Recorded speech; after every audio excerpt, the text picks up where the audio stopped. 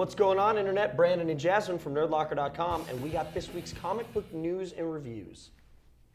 So if you're anything like us here at Nerdlocker, you've been pining to see a different side of DC's superheroes, and thanks to the Farley brothers, we're going to get exactly that.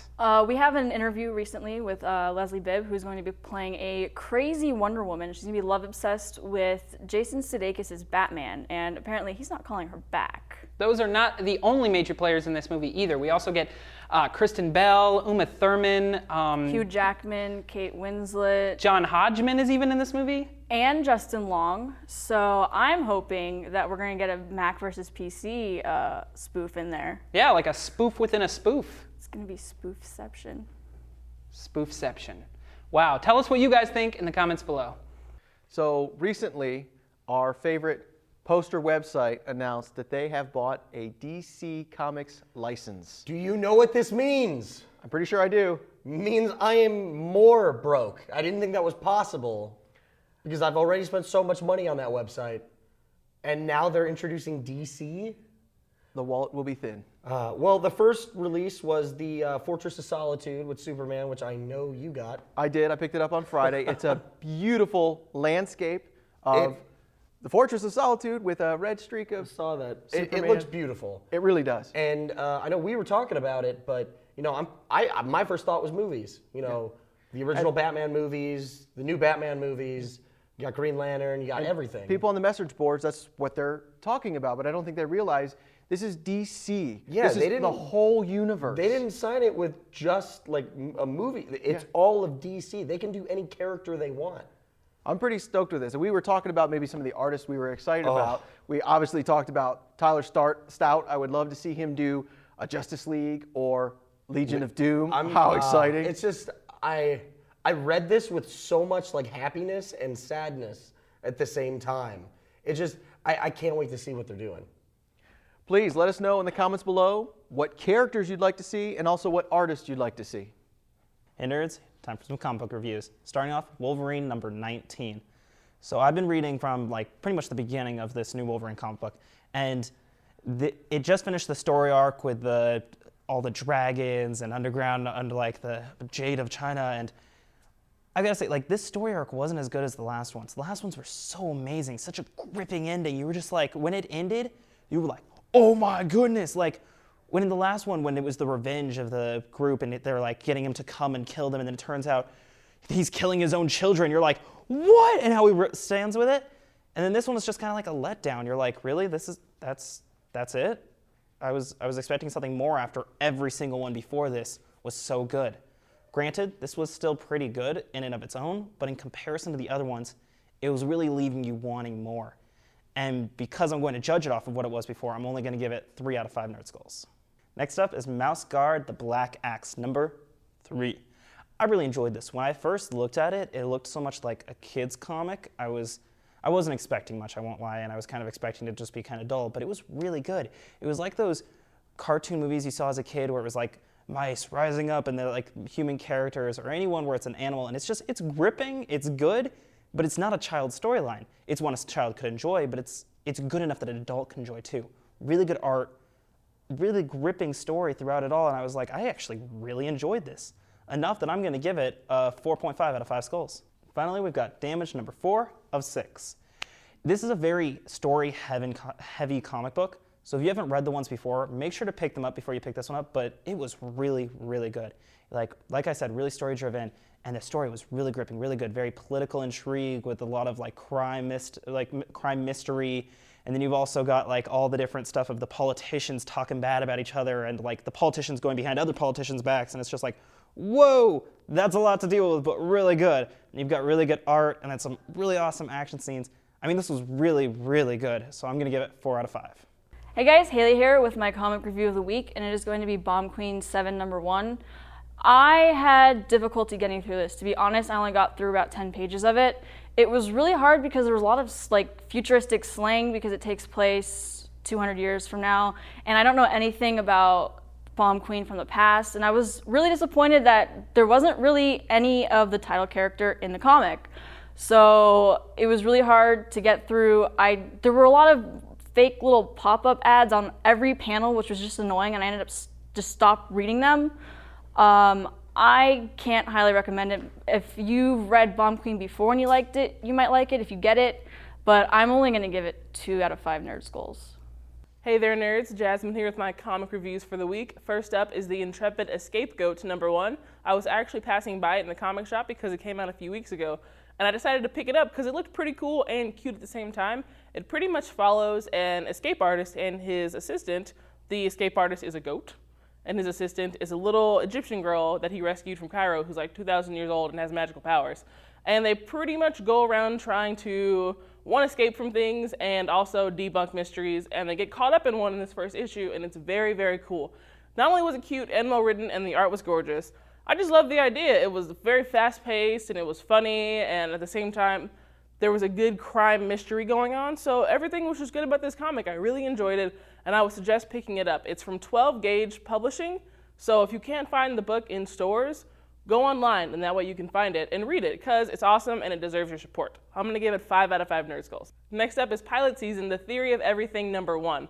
I really liked this book. It has a really science-y twist to it as well as a crime twist to it, where you're following a physicist who actually gets kicked out of the school he works at and then gets hired by a Marvel's SHIELD-like agency, only they're called String, for string theory, and they go around trying to stop these criminals who use physics to steal things. It's really cool. I really enjoyed this book. The only thing I didn't like about it is that the art was trying to be sort of gritty, and yet it wasn't really getting there. It was just extra lines, which is a easy mistake to be made by artists, but it was very well written, and I actually didn't think I was going to like it, but I ended up really, really, really enjoying this book. I'm going to give it 4.5 out of 5 Nerd Skulls. The only issue with Pilot Season books is that they're only going to pick 1 out of the 8 they've released, so I might not ever see another issue, which is a little sad, but be sure to vote at imagecomics.com for whichever book you would like to see the most. Hey guys, Bobby here with my comic reviews for the week, and my first one is going to be Futurama #58. This issue is about Bender and how he's jealous that he has no parents like everyone else does. So the professor gives him his own robot parents, and he has to deal with the everyday things that us normal people have to deal with our parents, getting too many phone calls and them prying into our lives. It's a really funny issue. Also on top of that, there's a little bit of a spoof about the doctor in this issue. So you would really enjoy this, because I really did. I'm going to give this one 3 out of 5 Nerd Skulls. My second comic review for the week is going to be The Darkness #95, written by Phil Hester.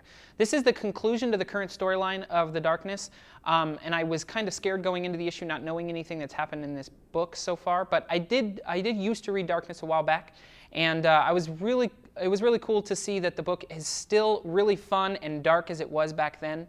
And I really didn't have a hard time catching up with what was going on in the storyline, even if I didn't have that little previously on at the beginning of the issue. I really did enjoy it. Plus, there's a huge twin fight dynamic in this issue that was just really, really fun. And I'm interested in reading more Darkness after this issue. So I'm going to give it 4 out of 5 Nerd Skulls. I think you guys would like it too. My third review for the week is going to be Doc Bazaar, written by Joe Casey and the art by Andy Siriano. This is a graphic novel, so it's a kind of small, but I did get to read it in one sitting, and I really, really enjoyed it. The art was really fun and cartoony. It did kind of feel like The Witch Doctor, but in a way more funny way. It's like a Transylvania mad scientist kind of theme to it, where there's like a funny Frankenstein, and the Dr. Frankenstein has to build a companion for him. It's really hilarious, and I loved getting through it. I do have to say that at the end of it, I wanted way more. So I'm sad that it was kind of like a one and done kind of book. But I would definitely give this 4 out of 5 Nerd Skulls, and you will definitely like this one. Hey guys, Cubby here with my comic reviews this week.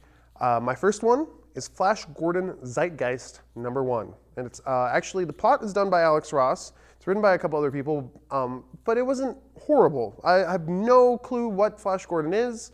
I never saw the movies. I never saw the serials. I obviously know who the person is, the character, seen the influence in other comic books and Doc Savage in DC and other, Adam Strange and things like that. It's a character that in sci-fi is big and rich, and it's present everywhere, but I just never got into it. So I said, hey, Hitler's on the cover, let's read it. And actually, it's kind of cool because it's bringing that mythos and kind of incorporate it into the real world, and it was back in the 40s that the paths got intertwined, the multiverse, something happened, and the bad guys from the Flash Gordon universe, and I believe the good guys also show up on Earth, and they kind of ally themselves with Hitler, and that's kind of where it ends. It's kind of like the big cliffhanger where that's the person who is going to be, kind of like tying everything together. So if you're a World War II buff, if you know a lot about that era, it's actually really, really interesting because you get a lot of that in there, and like the sets and everything in the book actually look very, very real to that time. It's a lot of hard work went into this book. You can totally tell. A lot of great artwork in it, especially the Alex Ross portions of it, or the Alex Ross inspired portions of it. So overall, I got to give this book a 3 out of 5 Nerd Skulls. My second book this week is going to be Star Trek number 3. It's actually the first part of a 2-part story arc. So if you want to jump on, it's actually a really good time.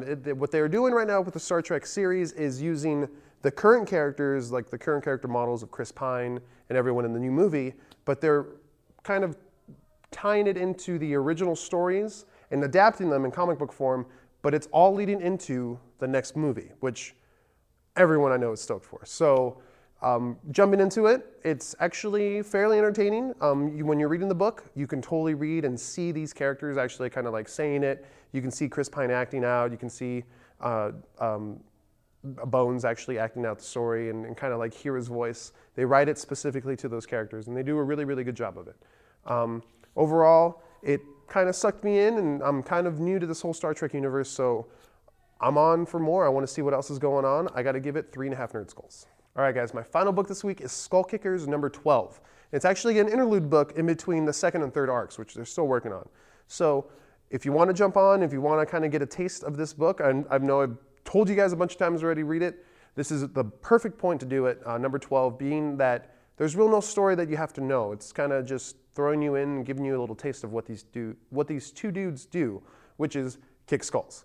And they do it in hilarious fashion. The artwork in this book is actually really cool. The first story that they have in it is based off the original artwork of the actual story, and then they kind of changed it up after that. One that's really, really cute and animated and really stylized, another one that's a little more serious. But overall, the tone of the stories are very, very funny. So I got to give this book 4 Nerd Skulls just for its originality. What's going on, nerds? Brandon here, and I got some comic reviews for you this week. First off, I got Haunt number 19. This has been a book, surprisingly, I hopped on to in the beginning and just kept reading. I've really enjoyed the story. New art as of late, and I'm really enjoying that too. I see a lot of potential for this book, and surprisingly, it's gotten better the longer it's gone on. I know we're only 19 issues in, but I honestly thought it would have died out by now and fallen off my pull list. You should definitely pick this up. I'm going to give it 4 to 5 Nerd Skulls. Next up, I have the 2011 Hack/Slash annual Hatchet Slash. Going into it, I figured, maybe it might be some fun because there's 2 awesome horror movies named Hatchet. And while I'm reading it, guess what? Victor Crowley's in the book. Made my day. He is my favorite serial killer of the past couple years. I thought it was a really cool breath of fresh air into the genre, so it's so cool to see that it's being tied into this book. I've always enjoyed Hack/Slash. I think it's a fun book, and like I said, this just made my day. They're throwing down with Victor Crowley in the swamps. I love it. 5 out of 5 Nerd Skulls. Lastly, I have Green Lantern, the animated series number 0, part of the new, kid line of DC books, the DC Nation thing they're doing with Cartoon Network. Yes, this comic book is based off of the animated series that recently premiered on Cartoon Network. Really cool, a lot of fun. Really get a good taste of the characters. You got Hal Jordan and Kilowog. You see the Red Lanterns, which I'm so happy they're bringing the other Lantern Corps into this series. It's just all around fun book, definitely a kid's book. So, younger readers, pick it up for them. I'm gonna give this 4 to 5 Nerd Skulls. All right, that's going to do it for comic book news and reviews. But until next week, be sure to check us out on Twitter, Facebook, and YouTube, as well as nerdlocker.com for all your nerdy news. I'm Jasmine. And I'm Brandon. And you guys have a nerdy week.